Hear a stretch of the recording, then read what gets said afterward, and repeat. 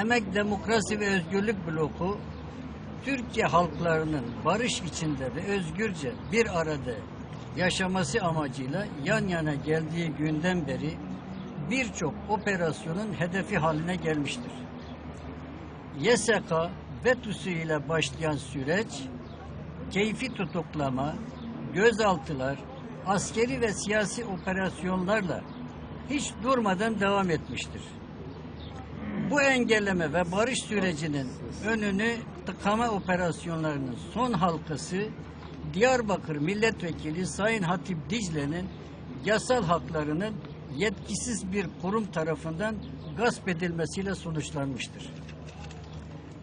Dün bu tarz operasyonlardan mağdur olduğunu iddia edenler bugün bu operasyonun bizzat mimarlığını üstlenmiş durumdadırlar. Halklarımıza barış ve özgürlük sözü vermiş olan blokumuzun bu şartlar altında benzeri operasyonlara sürekli muhatap olacağı anlaşılmıştır. Parlamento ve iktidar bu haksızlığı giderme ve demokratik siyasetin önünü açarak çözüm olanaklarını geliştirme yolunda somut bir adım atıncaya kadar parlamentoya gitmeyeceğiz.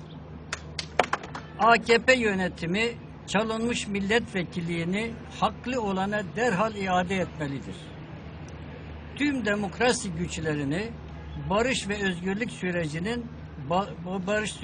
baltalayan bu operasyonlara karşı demokrasiden yana tavır almaya davet ediyoruz.